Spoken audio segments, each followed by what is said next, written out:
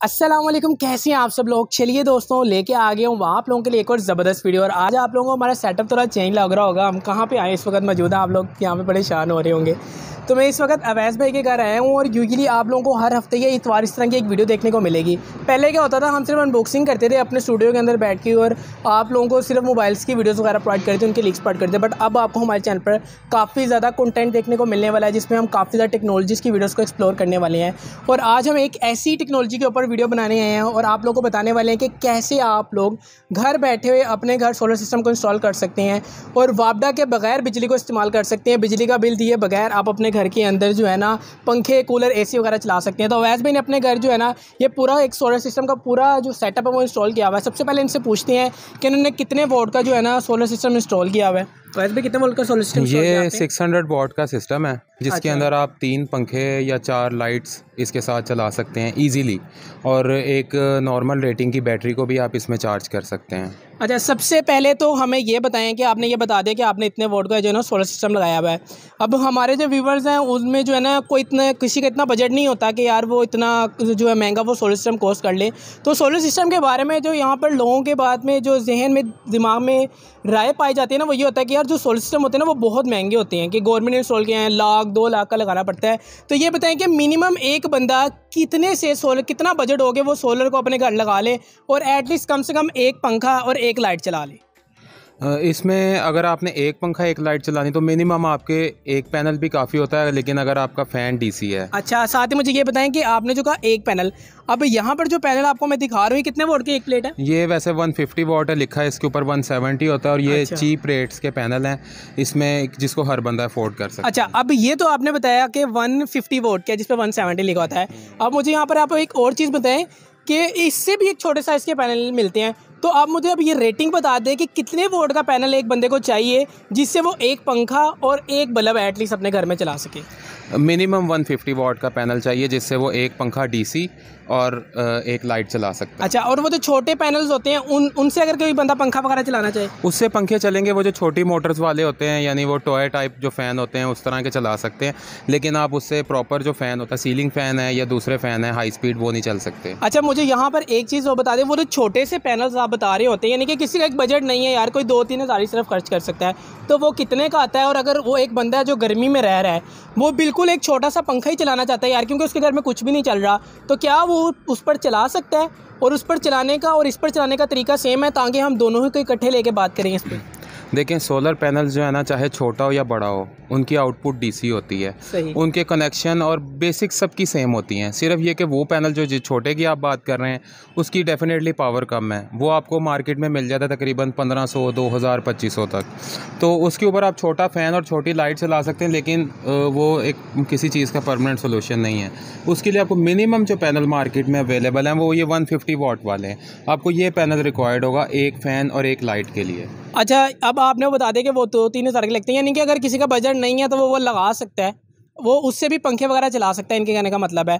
अब वो कैसे चला सकता है वो आप लोगों को आगे जाके बताता हूँ। इसकी वर्किंग बताऊँगा आप लोगों को, यहाँ पे जो पैनल लगाएंगे सेम उसकी वर्किंग भी उस तरह है। बाकी डिटेल में अगर आप लोगों को वीडियो चाहिए होगी छोटे के ऊपर तो कॉमेंट्स में बता दीजिएगा, इंशाल्लाह उस पर भी काम किया जाएगा। अब ये जो आप लोगों ने आपने बताया मुझे कि एक प्लेट जो है ना आपने यहाँ पर लगाई है 150 वाट की, और यहाँ पर लगी है 4 प्लेट्स, तो एक प्लेट इस वक्त कितने की मिल रही है?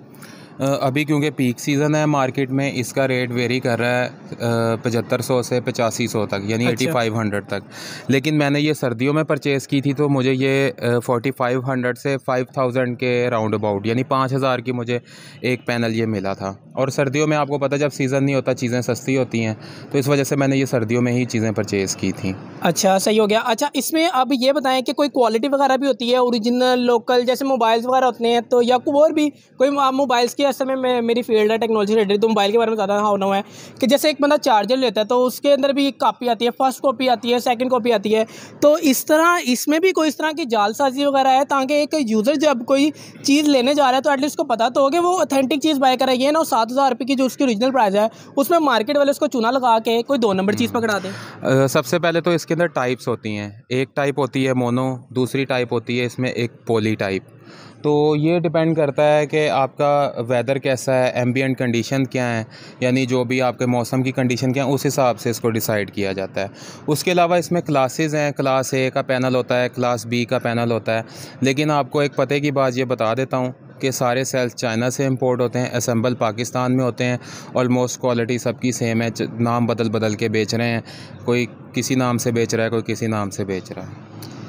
अच्छा सही, अभी जल्दी से हम इसकी वर्किंग पे भी आते हैं। मुझे आप एक चीज़ और बताइएगा कि कितनी देर हो गई है आपने इन सोलर पैनल्स को जो है ना अपने घर इंस्टॉल किया हुआ है, इनसे फ़ायदा हासिल कर रहे हैं?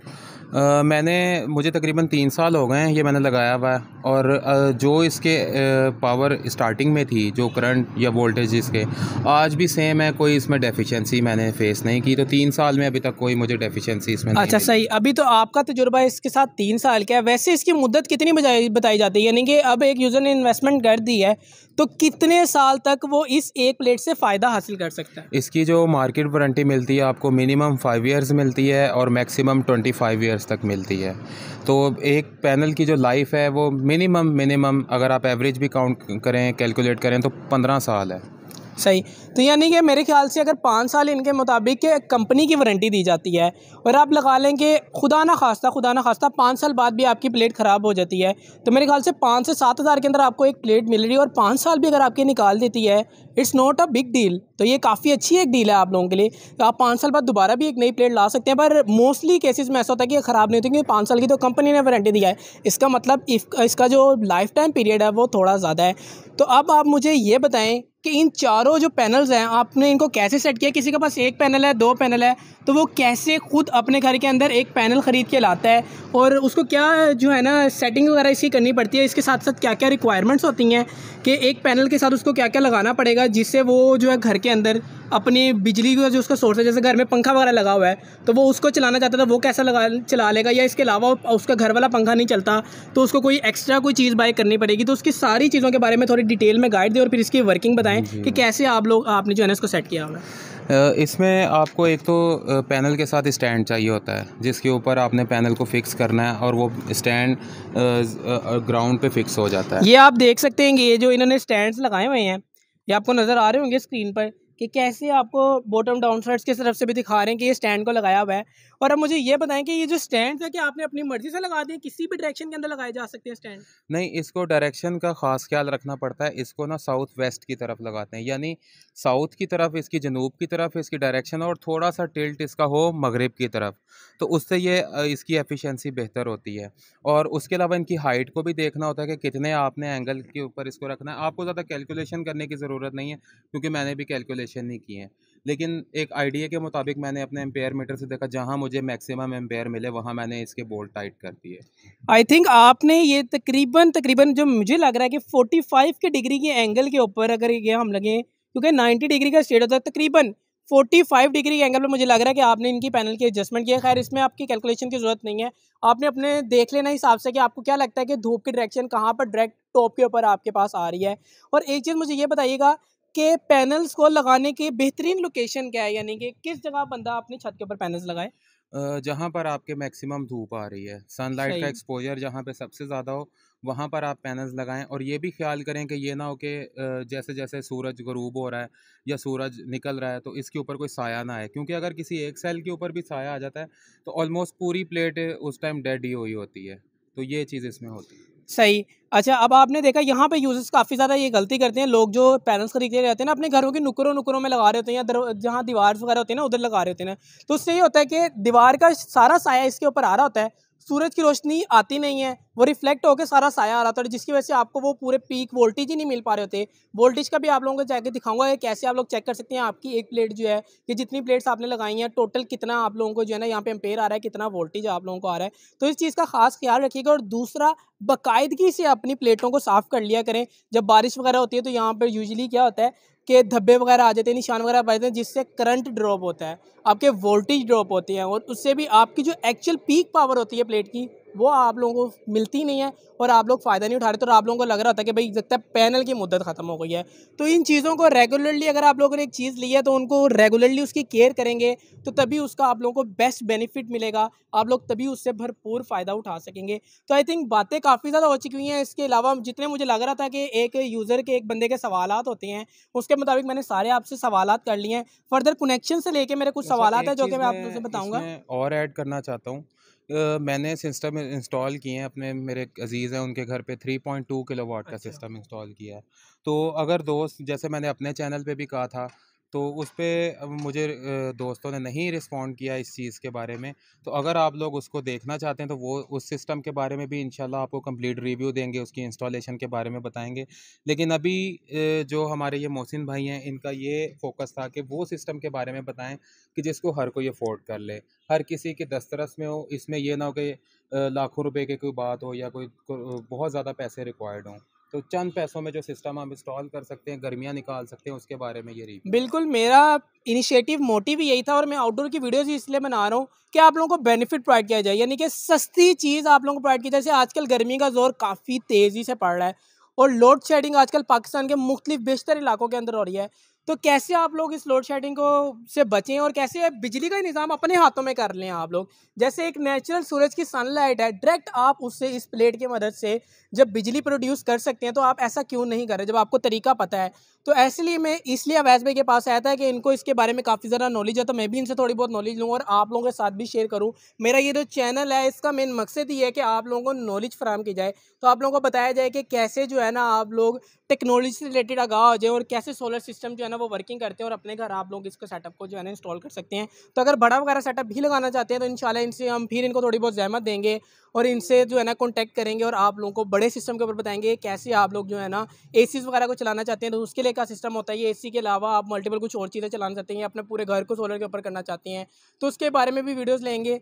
तो अब हम अपने कनेक्शंस के ऊपर जाते हैं और चेक करते हैं कि एक सोलर पैनल जब आप लोग लेके आ गए हुए हैं तो इसको कनेक्शन कैसे करना है सबसे पहले, फिर कनेक्शन करने के बाद आप घर की चीज़ें कैसे चला पाएंगे। तो अवैस भाई अब हमें कनेक्शंस के बारे में बताएं जल्दी से कि कनेक्शन इसके कैसे करते हैं। तो जैसा कि आप लोग देख सकते हैं कनेक्शंस वगैरह आप लोगों को नज़र आ रहे होंगे, ये अवैस भाई ने यहाँ पे कुछ कनेक्शन वगैरह किए हुए हैं। तो इनसे पूछते हैं कि ये कनेक्शंस कैसे किए हैं। कनेक्शंस करने के सीरीज़ और पैरेलल दो तरीके होते हैं, तो इनसे ये भी पूछ लेंगे कि सोलर पैनल्स के अंदर कौन सा कनेक्शन करने का तरीका बेहतर है, या सीरीज़ में करना चाहिए या पैरेलल में करना चाहिए, इसके आउटपुट वगैरह पे कोई फ़र्क वगैरह तो नहीं आता।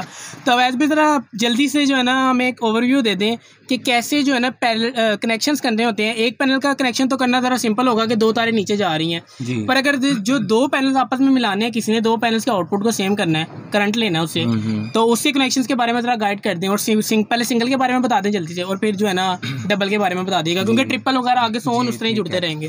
ठीक है।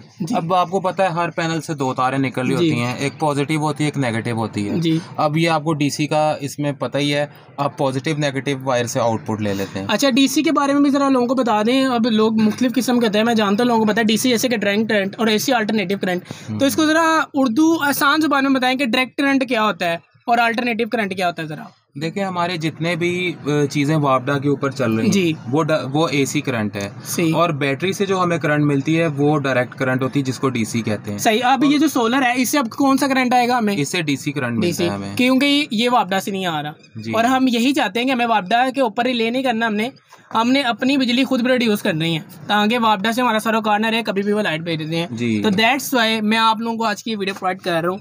तो अब बताएं जल्दी से हमें कि पहले अगर मैंने एक पैनल लिया, भाई मेरे व्यूवर ने एक पैनल लिया और वो एक पैनल से एक पंखा और एक लाइट चलाना चाहता है, बेशक वो छोटा पैनल हो बेशक वो बड़ा हो, एक पैनल से कौन सी जहाँ पे तारें निकलती हैं और आगे उसने क्या करना होता है इसका ये बारे में बताएं। जैसे ये एक पैनल है, इसकी ये दो तारें हैं, ये देखें अगर आपको नजर आ रहा है, ये ब्लैक तार नेगेटिव और ये जो लाल तार है ये पॉजिटिव। अब इसके साथ इन्होंने एक ये ज्वाइंट लगाया हुआ है और ये दो ये वाले ज्वाइंट नजर आ रहे हैं अगर आपको लगाए हुए हैं। तो अब बताएं ये जो दो तारें हैं, क्योंकि एक पैनल है तो इससे ये दो तारें निकलेंगी तो कोई बंदा इन दो तारों को क्या करेगा अगर उसका एक ही पैनल है। तो इन दो तारों से अगर उसके पास फैन डीसी है तो इसको इन दो तारों को वो कंट्रोलर में लेके जाएगा। अच्छा। और कंट्रोलर से आगे लोड की तरफ ले जाएगा। वो भी आपको मैं चेक करवाता हूँ। नीचे इन्होंने अपने घर में कंट्रोलर लगाए हैं कि ये जो दो तारें हैं वो कंट्रोलर में कैसे लेके जाएंगी। यानी कि अगर मैंने यहाँ पे सब एंगल वगैरह सेट कर दिए मेरे यूजर ने या मैंने, तो बस मैं ये दो तारें नीचे अपने कंट्रोलर तक लेके चला जाऊँ। तो तारों के बारे में जरा बताएं कि तार इसके आगे कौन सी खरीदनी है।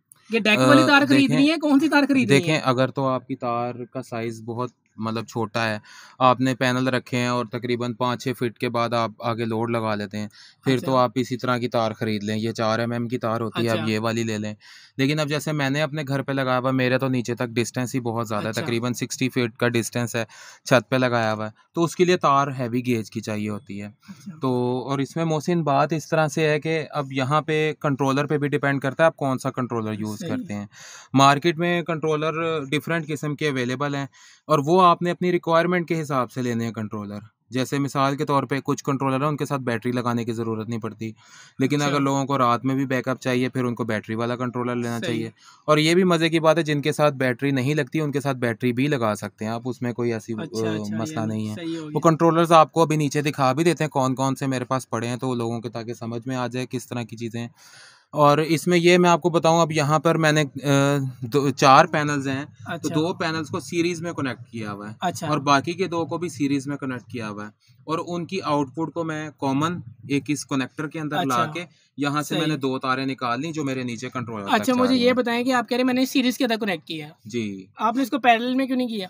पैरेलल में इस वजह से नहीं किया, पैरेलल में अगर मैं करता तो यहाँ पर करंट बहुत ज़्यादा हो जानी थी, 4 पैनल्स की इकट्ठी करंट, तो वो नीचे तक आते आते उसमें पावर लॉस बहुत ज़्यादा होना था। उसकी वजह से सही। तो इसलिए आप ये कहना चाहते हैं कि जब भी कोई बंदा कनेक्शन करे तो वो सीरीज के अंदर करे। अब सीरीज के अंदर तो जल्दी से बता रहे कि सीरीज के अंदर कनेक्शन क्या करते हैं, लेकिन इसके लिए एक कंडीशन और है कि आप सीरीज कनेक्शन वहाँ पर कर सकते हैं जहाँ पे आपके पास कंट्रोलर MPPT है। अच्छा। अगर आपके पास सिंपल कंट्रोलर है फिर उसके लिए आपको चारों पैरेलल में ही करने पड़ेंगे। अच्छा। और लेकिन अगर आपका सिस्टम 24 वोल्ट का है तो उसके लिए आप 2 को सीरीज में करके नीचे तक ला सकते हैं। ये जरा लंबी डिटेल हो रही है, तो इस पर अगर आप चाहते हैं कि पैरेलल और सीरीज कनेक्शन कैसे करते हैं सोलर के, तो आपके पास जो भी इस वक्त इन्वर्टर होगा, जो भी कंट्रोलर होगा आपके पास, तो कमेंट्स में बता दीजिएगा। अगर आप लोगों को इसमें भी कोई हर्डल वगैरह आ रही है तो इंशाल्लाह उसके ऊपर भी एक वीडियो आएगी। आप जल्दी से मुझे बताएं कि यहाँ से आपने जो कनेक्शंस किए हैं वो कैसे किए हैं और फिर उसके बाद आप इसको नीचे ले गए। जी देखें, ये एक वायर है पॉजिटिव पहले पैनल की, ठीक हो गया, ये दूसरे पैनल की नेगेटिव के साथ जुड़ गई जी।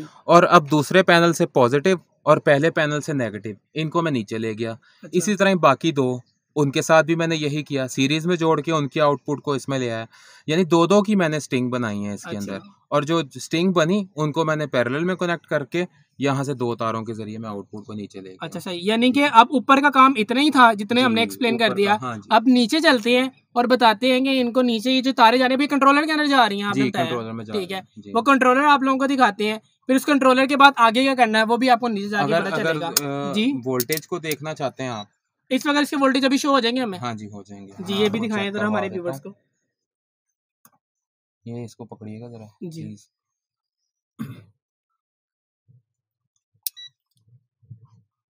सो इस वक्त आप देख सकते हैं आप लोगों को ये वोल्टेज शो हो रहे हैं, तो ये 32 के करीब आ रहे हैं इस टाइम वोल्टेज। अच्छा, अब ये कितनी प्लेटों के टोटल आ रहे हैं? 4 प्लेटों के आ रहे हैं। ये असल में वोल्टेज जो है ना, कनेक्शन तो चारों के किए हैं, लेकिन कोई भी 2 प्लेट्स के आप जिनको आपने सीरीज में किया हुआ है, अच्छा, उनके आप वोल्टेज लेंगे तो ये आपके पास 32 आएंगे, यानी डबल आएंगे, ठीक हो गया। और अगर इसके अब आपने 32 आए हैं तो इसके अंदर कोई फ्लक्चुएशन हो, कम आ रहे हैं, तो इसका मतलब है कि एक प्लेट नहीं चल रही है आपकी, कुछ इस तरह का सीन भी होगा। अगर सीरीज में ये होता है, अगर एक पैनल आपका डेड हो गया है तो आपके पास वोल्टेज आएंगे ही नहीं, क्योंकि पाथ कंप्लीट होगा। ये काफी बेस्ट मेथड है।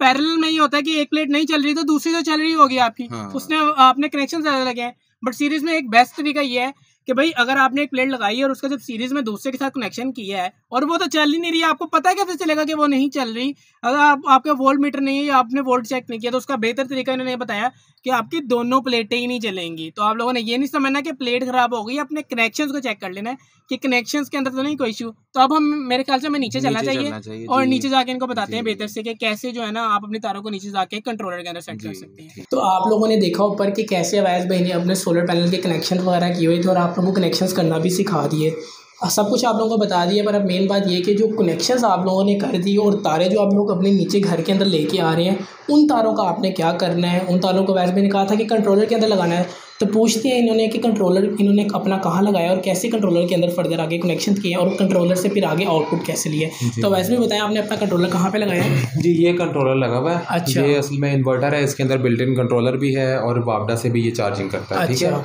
एक एज ए UPS भी काम कर रहा है। ये सोलर से तारें आ रही हैं इसके अंदर, ये बैटरी की वायर्स हैं। ये और आपने ये जो लगाया हुआ है इसके साथ, ये ब्रेकर है, ये प्रोटेक्शन के तौर पे मैंने ब्रेकर। और ये ब्रेकर वापडा वाला है या नहीं, ये सोलर की वायर के ऊपर मैंने ब्रेकर लगाया। नहीं, अच्छा सोलर की वायर पे लगाई। ये जो ये डीसी ब्रेकर है, आम घर वाला ब्रेकर नहीं। अच्छा सही है। अब मुझे इसकी प्राइस बताएं सबसे पहले। ये इसकी प्राइस आजकल मार्केट में नए मॉडल आए हैं, उनकी प्राइस 32,000 है, लेकिन जब मैंने परचेज किया था तो ये मैंने 18,000 का लिया। तो ये तो काफ़ी कॉस्टली पड़ देगा। हम तो कोई भाई 2500-3000 वाला सोलर सिस्टम यहाँ पे पूछने आए थे, जिन्होंने बड़ा करना। उसका हल है, उसके लिए मैं आपको कंट्रोलर दिखाता हूँ। जी मुझे दिखाएं आप कंट्रोलर, उसके लिए उसका भी है।